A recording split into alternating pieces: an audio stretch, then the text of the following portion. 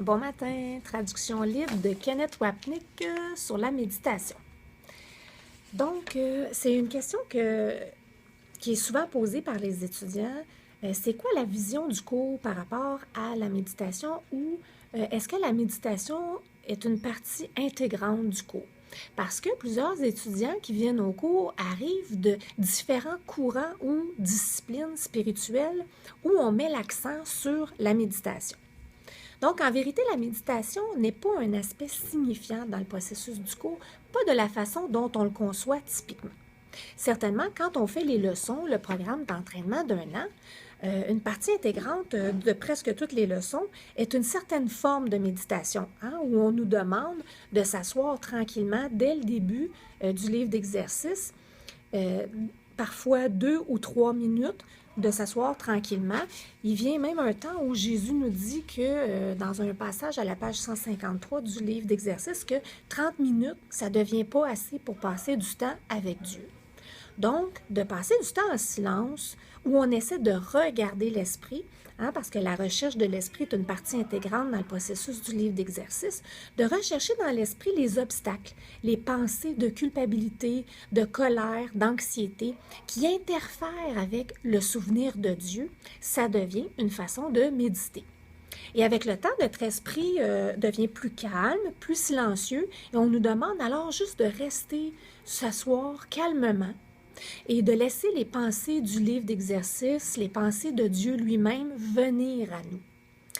Bon, mettant ça de côté, puisque c'est un programme d'entraînement d'un an, une méditation formelle ne fait non seulement pas partie du processus du cours, mais pourrait être de plusieurs façons défavorable. Dans le manuel pour enseignants, il y a un passage où Jésus nous dit comment un enseignant devrait passer sa journée. Et il nous dit de faire attention de ne pas faire de rituel de nos moments passés dans le silence ou dans la méditation ou dans la prière. C'est-à-dire que si je me dis, si je commence pas ma journée avec une méditation de 30 minutes, si je ne m'assois pas d'une certaine façon, que j'allume pas une certaine chandelle, que je respire pas un certain encens, bien que ma journée va être ruinée ou qu'elle va mal se dérouler. Et l'entraînement de Jésus, si on peut l'appeler comme ça, son entraînement nous amène à passer notre journée entière dans un état méditatif. Pas de se fermer du monde, de fermer les yeux ou de s'asseoir dans un coin tranquille, mais plutôt de rester conscient, présent d'esprit à sa présence durant toute la journée. Et que quand on voit nos pensées inquiétantes, encore une fois des pensées de colère, d'anxiété, de peur, de dépression, de douleur, de tracas de n'importe quel aspect de la particularité, qu'on sache à ce moment-là qu'il y a une présence dans notre esprit qui est sainte. Parce que quand on est dans ces moments-là, c'est clair qu'on n'est pas dans notre partie de scène. Et de porter à cette présence sainte, cette présence de calme, de pardon, d'amour, de lui donner toutes nos pensées inquiétantes, nos pensées d'ego. Ça, c'est la méditation. Jésus nous répète sans cesse que ce cours est un cours pratique. En d'autres mots, qu'il doit être appliqué. Donc, si je crois que la seule façon de sentir la présence de Dieu ou de Jésus, c'est quand je suis silencieux, qu'est-ce qui arrive si je suis prise dans le trafic? Sur le bord d'être très, très en retard pour une réunion très, très importante et que mon anxiété augmente, que ma frustration augmente, que ma colère envers les autres chauffeurs augmente, je ne peux pas juste accoter ma voiture sur le côté, arrêter puis méditer. Donc, ce à quoi on nous entraîne dans le cours, c'est d'être constamment conscient de la présence de l'Esprit Saint ou de Jésus, qui sont la correction de toutes mes pensées d'ego.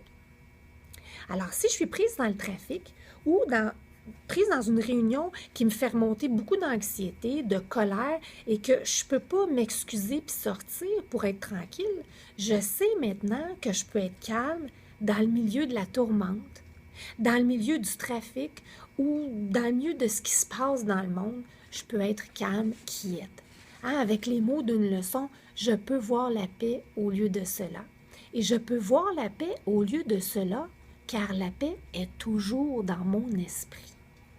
Et cette paix attend toujours que je change d'esprit, que je shift, que mon esprit qui décide change de l'identification de l'ego pour celle de la paix, du Saint-Esprit et de son système de pensée de pardon.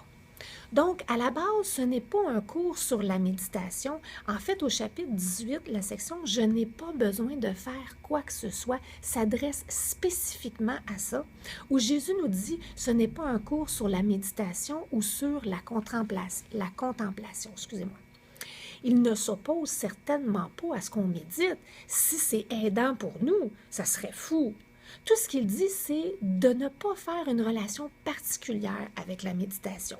Comme je l'ai dit au début, que si je ne médite pas pour commencer ma journée, je ne pourrais pas être en paix et faire face à ma journée.